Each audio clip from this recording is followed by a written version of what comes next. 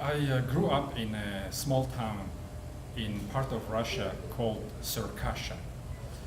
And before 2003, I never met an American in our town.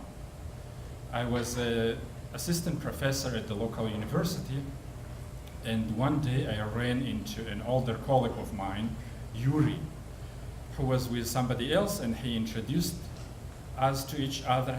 He said, "This is Will.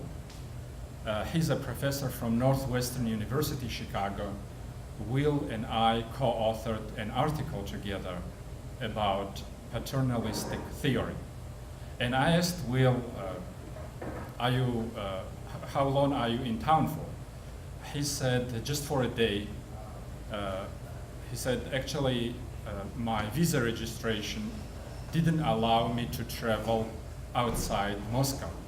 And I didn't supposed to come here, actually. So I tried to not to attract too much attention.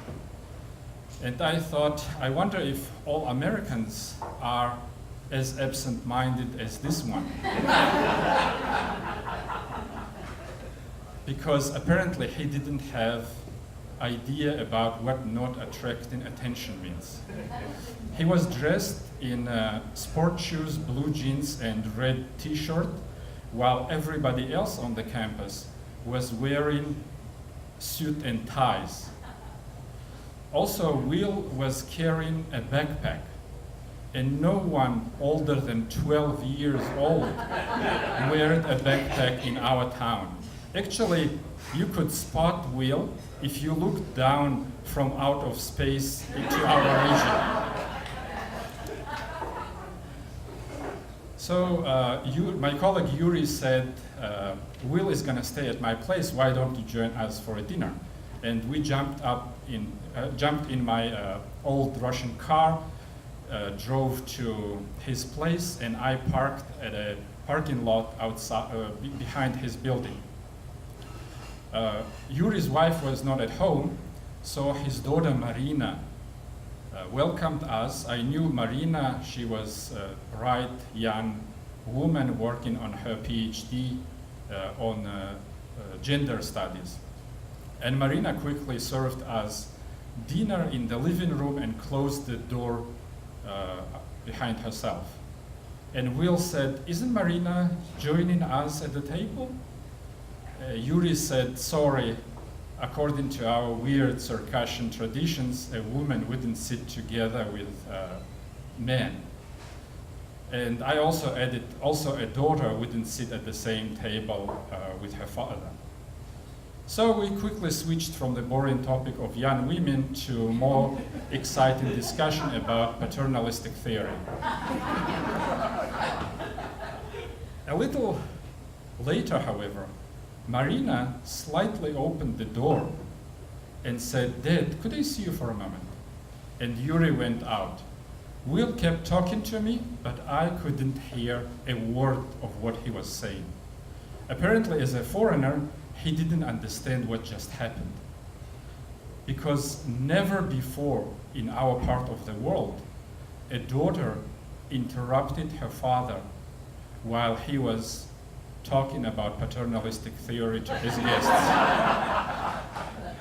I knew that Marina wouldn't open that door, even if the rest of the apartment would be on fire. She would fight the fire by herself. So when Yuri came back, I asked him what happened. And he said, "Nothing, just a police officer knocked at the wrong door." Not that I didn't believe him, but it didn't make sense that Marina couldn't handle a police officer who knocked at the wrong door. So I said, "I need to check my car," and I left. It was already dark outside, so when approaching the parking lot, I saw a man with a flashlight looking through the window inside my car. He was dressed in a nice suit, and I assumed that he was not a criminal trying to steal my old car. And I stopped at a distance and I said, "That's my car." He looked at me, and he wasn't scared or angry that I interrupted him. He actually was happy to see me. And I knew who he was. he was a KGB agent. He said, come with me. And he brought me to a playground behind the apartment building. And I found myself surrounded by 5 men in plain clothes, apparently KGB agents, a man in a police uniform, and 3 men in military uniforms. The KGB agent who brought me ran up to one of the military men and whispered into his ear. And by their weird subordination, I knew who these military men were. They were GRU agents, which is Russian for military counterintelligence. GRU is the most secretive and horrible agency in Russia. It originated during Stalin's time and used to be called SMERSH, which was abbreviation for Death to Foreign Intelligence. So these 3 GRU agents were like wolves, and the 5 KGB agents were like jackals, and the police officer was like a sheep. I'm not sure who I was, but I instinctively moved closer to the police officer. And then the GRU, whom the KGB whispered in his ear, turned toward me and called me by my name. He said, "Are you Sufian?" I guess that they traced my name by my car plate number, and that scared me. And I only could nod my head. And then the GRU officer said, "Are you with the man with backpack?"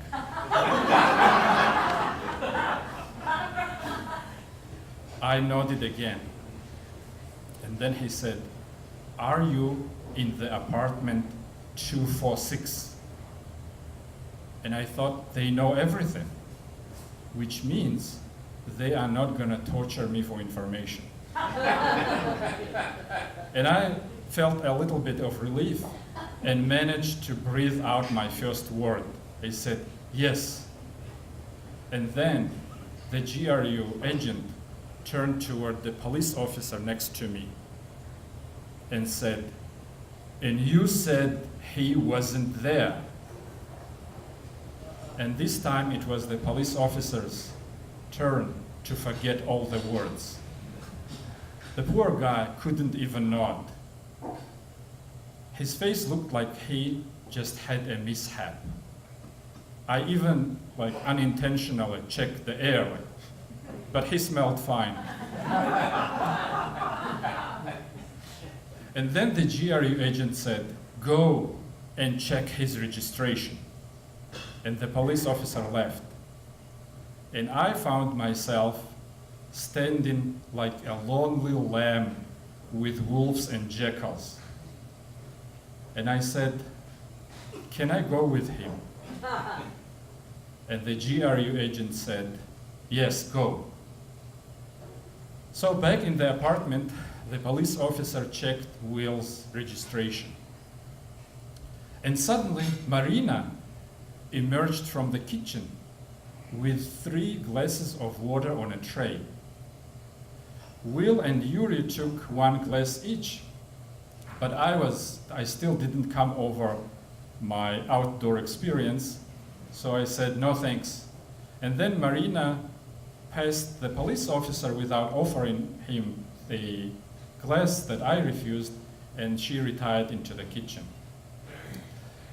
When the police officer left, Yuri said, "I got rid of that police officer, and you brought him back."